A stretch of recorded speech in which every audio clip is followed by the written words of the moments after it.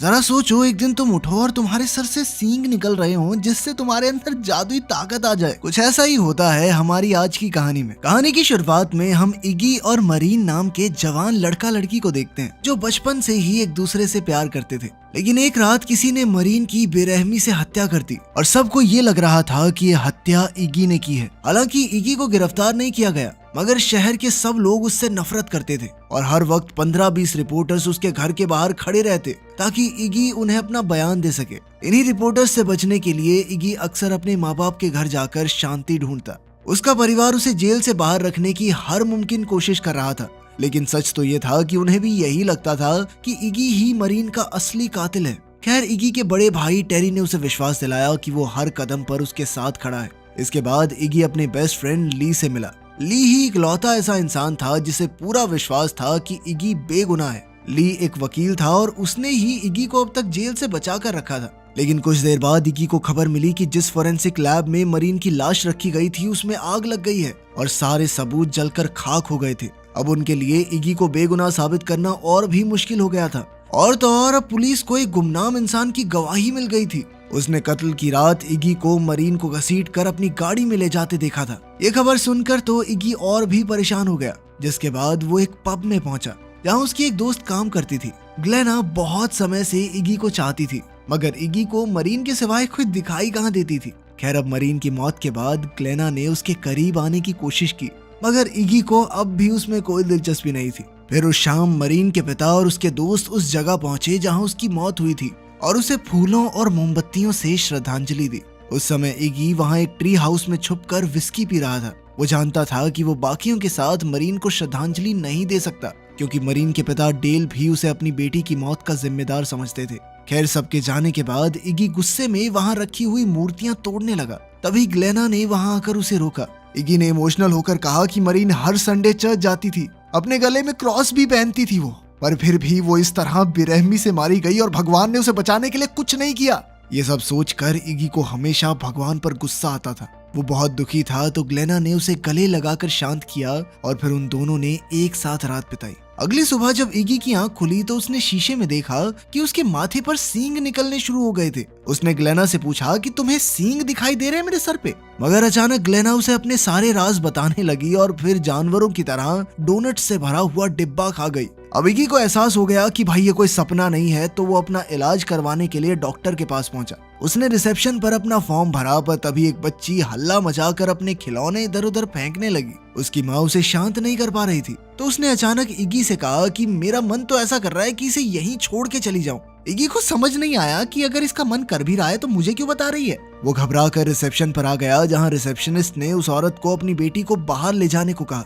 क्योंकि उसके शोर की वजह से सब परेशान हो रहे थे। तभी वो बच्ची इगी के पास गई और कहने लगी कि वो अपनी माँ से नफरत करती है। खैर, कुछ देर बाद इगी डॉक्टर के कमरे में पहुंचा, जहां नर्स उसे बताने लग गई कि उसका बॉयफ्रेंड उसे धोखा दे रहा है। इगी को समझ नहीं आ रहा था कि उसके आसपास के लोग अपने सारे खुफिया राज उसको क्यों बता रहे हैं। खैर, फिर डॉक्टर आया और उसने कहा कि ये सींग तो भाई काटने पड़ेंगे। फिर ऑपरेशन से पहले इगी को बेहोश कर दिया गया। बेहोशी की हालत में इगी को वो दिन याद आया जब उसने मरीन को पहली बार चर्च में देखा था।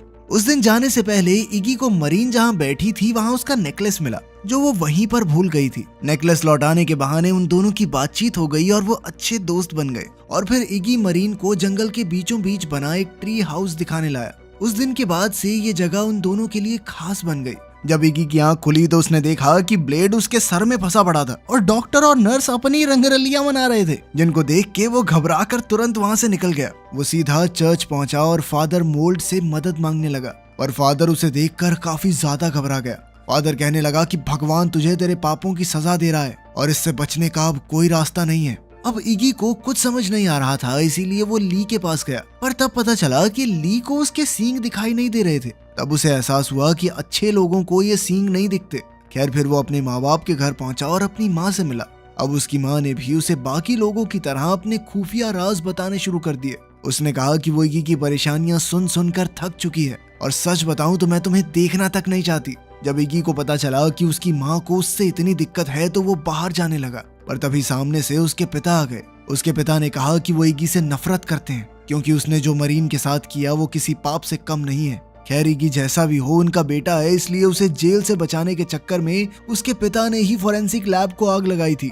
अब इगी समझ चुका था कि उसके पास किसी के भी राज जानने की शक्ति है, तो उसने इस शक्ति की मदद से मरीन के असली कातिल को ढूंढने का फैसला किया ताकि वो सबके सामने अपना गुनाह कबूल कर ले। वो तुरंत अपनी गाड़ी में बैठकर उस पब की ओर निकल पड़ा ताकि उसे कोई सुराग मिल सके, लेकिन हमेशा की तरह इस बार भी कई रिपोर्टर्स ने उसे घेर लिया। जब रिपोर्टर्स ने उसे अपना बयान देने को कहा तो इगी कहने लगा कि तुम लोग आपस में मुकाबला करके ये तय क्यों नहीं कर लेते कि मेरे साथ एक धमाकेदार इंटरव्यू कौन करेगा। उसके ये कहते ही रिपोर्टर्स ने एक दूसरे पर हमला बोल दिया और वहाँ तमाशा शुरू हो गया। इसी दौरान इगी चुपचाप पब में घुस गया। वो ये जानना चाहता था कि किस इंसान ने पुलिस को उसके खिलाफ झूठी गवाही दी है। वहाँ मौजूद लोगों से बात करके उसे अपना जवाब भी मिल गया और वो अपनी गाड़ी में लौट आया। गाड़ी में उसे एंगेजमेंट रिंग दिखाई दी जो वो मरीन को उस रात पहनाने वाला था जिस रात उसकी हत्या हुई। इस सरप्राइज के बारे में सिर्फ ली और टेरी जानते थे और प्लान के मुताबिक वो मरीन के हाँ कहने के बाद पब में आकर उसके साथ जश्न मनाने वाले थे।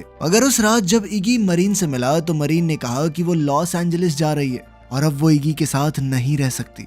उसी पल एक वेट्रेस उसका ऑर्डर लेने आई, पर जब उसने देखा कि वो एक जरूरी बात कर रहे हैं तो उसने बाद में फिर से आने का फैसला किया। अब इगी और मरीन की बहसबाजी में इगी को लगने लगा कि मरीन को किसी और आदमी से प्यार हो गया है, इसीलिए वो रिश्ता तोड़कर जा रही है। मगर मरीन बिना कुछ कहे वहाँ से उठकर चली गई। कुछ ही देर में जब इगी बाहर आया तो वहाँ टेरी भी मौजूद था, मगर इगी गुस्से में अपनी गाड़ी में बैठा और तेजी से वहाँ से चला गया। काफी देर यूं ही गाड़ी चलाने के बाद इगी एक शांत जगह पर आकर रुक गया और गाड़ी में ही सो गया। अगली सुबह पुलिस ने उसे ढूंढा और फिर एरिक नाम के पुलिस वाले ने उससे पूछा कि वो आखिरी बार मरीन से कब मिला था। ये सुनकर इगी काफी डर गया और उससे पूछा कि मरीन को क्या हुआ, लेकिन इसके बाद इगी ही इस जुर्म का आरोपी बन गया। खैर अब इगी उस गवाह से मिलने के लिए उसी रेस्टोरेंट में पहुंचा जहां वो मरीन को प्रपोज करने वाला था। उसने उसी वेट्रेस वेरोनिका से पूछा कि उसने पुलिस से ये झूठ क्यों कहा कि उसने इगी को मरीन को घसीटकर गाड़ी में ले जाते देखा। इस पर वेरोनिका ने कहा कि उसे अपने किए पर कोई पछतावा नहीं। उसने झूठी गवाही इसलिए दी ताकि वो मशहूर हो जाए और मीडिया के लोग उसे तवज्जो देने लगे। सच जानने के बाद इगी एक रेस्टोरेंट में पहुंचा जहां उसका भाई टेरी बैंड में काम करता था। शो खत्म होने के बाद उसने टेरी को बुलाया और कहा कि उसे वो गवाह मिल गई है जिसने पुलिस को झूठी गवाही दी है। अब इगी ने टेरी को पुलिस स्टेशन जाकर स्टेटमेंट देने को कहा क्योंकि उस रात टेरी भी वहां मौजूद था और उसने इगी को गाड़ी में अकेले जाते देखा था। पर तब टेरी ने एक खुलासा किया। उसने कहा कि उस रात उसने मरीन को लिफ्ट दी थी। ये सुनते ही इगी गुस्से से भर गया और उसने टेरी को पीटना शुरू कर दिया। अभी सींगों की शक्ति के कारण टेरी ने उसे सच बता दिया कि उस रात उसने मरीन को घर छोड़ने के लिए लिफ्ट तो दी थी, पर रास्ते में ही मरीन गाड़ी से उतर गई। टेरी ने उसे वापस बुलाने की कोशिश की, पर मरीन ने कहा कि उसे ट्री हाउस में जाना है। अब टेरी ने वहां रुककर उसका इंतजार करने का फैसला किया, पर वो शराब के नशे में था और उसे जल्द ही नींद आ गई। अगली सुबह जब उसकी आंख खुली तो उसने देखा कि एक खून से सना पत्थर उसके हाथ में था और अब टेरी घबराकर जंगल में मरीन को ढूंढने निकला। अचानक उसे एक पेड़ के पास मरीन की लाश दिखाई दी। ये देखकर वो बहुत ज्यादा डर गया, पर उसने पुलिस को फोन नहीं किया वरना सीधा शक उस पर ही जाता। उसने तुरंत सारे सबूत मिटा दिए और किसी को भी इस घटना के बारे में कुछ नहीं बताया। जब इगी टेरी को पीट रहा था तो उसी वक्त पुलिस ने वहां आकर उसे गिरफ्तार कर लिया। खैर अगली सुबह ली ने जैसे तैसे इगी को फिर से जमानत दिलाई। इसके बाद जब वो दोनों बात कर रहे थे तो इगी ने देखा कि ली ने अपने गले में मरीन का क्रॉस पहना हुआ था। इगी को पता चल ही गया था, इसीलिए ली ने उसे बताया कि मरीन ने उसे ये क्रॉस तोहफे में दिया था। पर उसी समय इगी को एहसास हो गया कि ली ही वो लड़का था जिससे मरीन प्यार करने लगी थी और उसकी वजह से ही मरीन ने इगी को छोड़ दिया। इस बात से इगी को बहुत बड़ा धक्का लगा और वो सीधा मरीन के पिता के घर पहुंचा। उसने मरीन के पिता डेल से पूछा कि क्या कभी भी मरीन ने ऐसा कुछ कहा कि वो किसी और से प्यार करने लगी है, लेकिन डेल इगी पर बहुत गुस्सा था और उसने इगी को तुरंत घर से निकल जाने को कहा। शहर के सभी लोगों की तरह डेल को भी यही लगता था कि इगी ही मरीन का कातिल है, पर उसमें इगी को अपने हाथों से सजा देने की हिम्मत नहीं थी। ऐसा इसलिए था क्योंकि डेल दिल का अच्छा इंसान था और इसीलिए उसे इगी के सींग तक दिखाई नहीं दे रहे थे। खैर फिर रात को इगी एक सुनसान बिल्डिंग में पहुंचा और पत्थरों पर सर पटक पटक कर अपने सींग तोड़ने की कोशिश की। तभी उसने देखा कि ये पूरी जगह सांपों से भरी हुई थी और वो सब उसी की ओर आ रहे थे। इगी ने उसी वक्त एक लकड़ी से अपना बचाव करने की कोशिश की, पर जल्द ही उसे एहसास हुआ कि ये सांप उसे नुकसान नहीं पहुंचाना चाहते। फिर एक सांप धीरे धीरे उसके कंधे तक आ गया और उसके गले में लिपट कर बैठ गया। उसी पल इगी के मन में उन सभी लोगों से बदला लेने की आग जल उठी जिन्होंने उसके साथ गलत किया था। अब उसने सबसे पहले वेरोनिका से बदला लेने का फैसला किया। रात को वेरोनिका रेस्टोरेंट बंद करके अपनी गाड़ी में बैठी और लिपस्टिक लगाने लगी, लेकिन वो ये नहीं जानती थी कि पूरी गाड़ी सांपों से भरी हुई थी। एक ही पल में सभी सांपों ने एक साथ वेरोनिका पर हमला बोल दिया। वेरोनिका जख्मी हालत में गाड़ी से बाहर गिर गई, जहाँ इजी उसके सामने खड़ा था। इजी ने कहा कि ये उसकी गलती की सजा है। खैर बाद में इगी ने ली को मिलने बुलाया। उसने ली से पूछा कि उसका मरीन के साथ कितने समय से चक्कर चल रहा है। ली ने कहा कि वो कुछ महीनों से साथ थे और जब मरीन की मौत हुई तो उसे यकीन था कि इगी बेगुनाह है, वरना वो इगी को जेल से कभी नहीं छुड़ाता। ये सुनकर इगी ने ली को सजा देने का इरादा छोड़ दिया, क्योंकि उसे लगा कि ली एक अच्छा इंसान है। मगर जाने से पहले उसने ली के गले से मरीन का नेकलेस निकाल लिया और उसी पल ली को इगी के सींग दिखाई देने लगे। तब जाकर इगी को एहसास हुआ कि मरीन का नेकलेस ही ली का सुरक्षा कवच बनकर उसकी रक्षा कर रहा था। अब ली के पास नेकलेस नहीं था तो इगी अपनी शक्तियों की मदद से उससे पूरा सच जान सकता था। इगी ने उसे कब्जे में लेकर जमीन पर गिरा दिया और फिर जबरदस्ती सब कुछ सच बताने को कहा।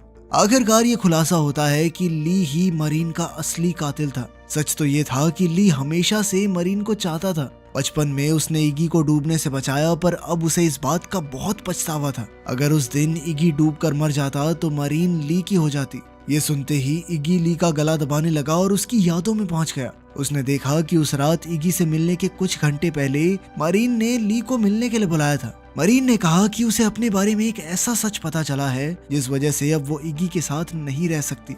आज रात वो इगी से ब्रेकअप करने वाली थी, इसलिए उसने ली से कहा कि वो मरीन के जाने के बाद इगी को संभाले। मगर उस रात जब ली ने मरीन को टेरी की गाड़ी में जाते देखा तो वो भी उसके पीछे गया। फिर वो मरीन को ढूंढते हुए जंगल में पहुंचा।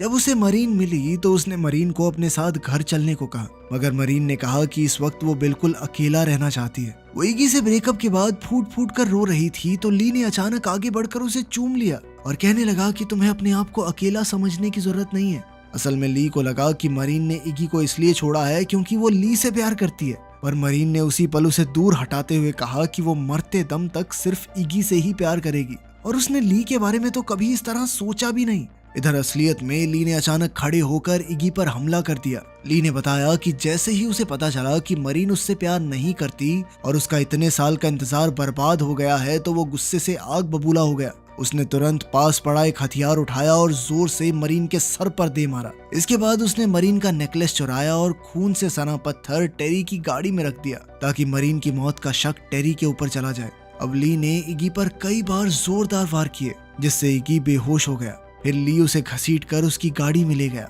अब उसका प्लान था कि वो पुलिस को बताए कि इगी को मरीन की हत्या करने का बहुत पछतावा था, इसलिए उसने ली के सामने अपना गुनाह कबूल किया और फिर मर गया बेचारा। ली ने इगी पर बहुत सारा तेल छिड़क कर गाड़ी को आग लगा दी और उसी समय इगी ने गाड़ी चलाकर सीधा समुद्र में गिरा दी। कुछ ही घंटों बाद पुलिस ने सबको इगी के मरने की खबर दी, मगर उस रात इगी जिंदा बच निकला था। समुद्र से बाहर आने के बाद वो सीधा मरीन के पिता डेल से मिलने गया। उसे जिंदा देखकर डेल काफी हैरान हो गया। तब इगी ने एक बार फिर से उसे बताया कि वो मरीन का कातिल नहीं है और इस बार डेल को उस पर यकीन हो गया।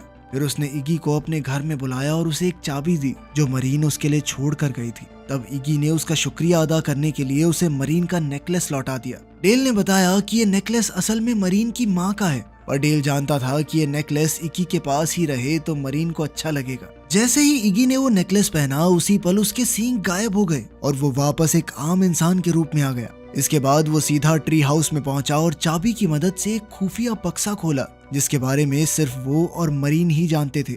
उसके अंदर इगी को एक बॉक्स मिला जिसमें मरीन ने कुछ चीजें रखी थी। उसमें इगी को मरीन का लिखा हुआ एक खुफिया खत मिला। जब उसने एक खत पढ़ा तो पता चला कि मरीन जानती थी कि वो जल्द ही मरने वाली है। मरीन तो इगी के साथ अपना परिवार बसाना चाहती थी, मगर वो जानती थी कि ये कभी मुमकिन नहीं हो पाएगा। असल में मरीन को भी उसकी माँ की ही तरह कैंसर था और अब वो भी कुछ ही समय की मेहमान थी। बचपन में उसने अपनी माँ के जाने के बाद अपने पिता की हालत देखी थी और वो नहीं चाहती थी कि इगी को भी वैसा ही तड़पना पड़े। मरीन जानती थी कि अगर इगी को उसकी बीमारी के बारे में पता चला तो वो सब कुछ छोड़कर उसकी देखभाल में लग जाएगा, इसलिए उसने खुद को इगी से दूर करने का फैसला किया। अब वो अकेला ही ली के घर पहुंच गया और उसने देखा कि कुछ समय पहले जो भी हुआ था उसका ली को कुछ भी याद नहीं है, क्योंकि उस समय वो सींगों की शक्ति के वश में था। खैर अब इगी ली को सैर के बहाने जंगल की ओर ले गया और बिल्कुल उसी जगह आकर रुका जहां उसने मरीन की जान ली थी। अब ली को एहसास हो गया कि उसका पर्दाफाश हो चुका है, पर उसने इगी को समझाने की कोशिश की कि वो बेगुनाह है, मगर इगी तो पहले ही उसके मुंह से सच सुन चुका था, इसलिए वो जानता था कि ये सब एक नाटक है। अब तो इगी बस ली की जान लेकर बदला पूरा करना चाहता था, पर फिर भी इगी ने खुद को रोका और ली से कहा कि तुम खुद जाके अपने आप को पुलिस के हवाले कर दो। उसी समय एक पुलिस वाले के साथ टेरी वहां आ पहुंचा और पुलिस वाले एरिक ने ली पर बंदूक तान दी। इगी को जिंदा देखकर एरिक समझ गया कि जरूर ली ने ही उसे मारने की कोशिश की होगी, इसलिए अब वो मरीन की मौत का प्राइम सस्पेक्ट बन गया था। अब ली के पास कोई दूसरा चारा नहीं था, इसलिए उसने अपना गुनाह कबूल कर लिया। मगर उसी पल अचानक उसने एरिक के हाथ से बंदूक छीनकर टेरी की टांग में गोली चला दी। जब इगी ने उससे बंदूक छीनने की कोशिश की तो ली ने गोली चलाकर पुलिस वाले की खोपड़ी उड़ा दी और टेरी को धमकी दी कि अगर पास आने की कोशिश की तो वो उसे भी मार डालेगा। अपने भाई की जान को खतरे में देखकर इगी ने अपनी गर्दन से वो क्रॉस निकाला और उसकी पीठ में 2 पंख निकल आए, मगर जैसे ही वो उड़ने लगा उसके पंख आग पकड़ लेते हैं और उसका पूरा शरीर जलकर राख हो गया। उसी पल इगी पूरी तरह से एक डीमन में बदल गया और इधर ली ने उस पर तब तक गोलियां चलाई जब तक उसकी बंदूक खाली नहीं हो गई। कई बार गोली लगने के बावजूद भी इगी को कोई फर्क नहीं पड़ा, जिसके बाद ली अपने घुटनों पर बैठकर उससे माफी मांगने लगा। इतना सब होने के बाद भी इगी को अपने पुराने दोस्त पर दया आ रही थी, लेकिन एक बार फिर से वो ली को पहचानने में धोखा खा गया। ली ने मौका मिलते ही राइफल से उसके घुटने पर वार किया और एक तीखी चीज उसके पेट में घुसेड़ दी। इगी दर्द में था, लेकिन भागता हुआ ली की तरफ गया और अपना सींग उसके पेट के आर पार कर दिया। फिर उसने ली को दूर फेंक कर मारा और अपने सांपों को उसे खत्म करने का आदेश दिया। कई सारे सांपों ने मिलकर उस पर हमला कर दिया और एक तो उसके मुंह में ही घुस गया। अपने प्यार का बदला पूरा हो जाने के बाद इगी भी आखिर में मर गया। दरअसल धरती पर उसका काम पूरा हो चुका था और अब वो इस दुनिया से दूर हमेशा हमेशा के लिए मरीन के साथ ही रहेगा। वीडियो पसंद आई तो लाइक कर देना, चैनल को सब्सक्राइब कर लेना। मिलते हैं अगली वीडियो में।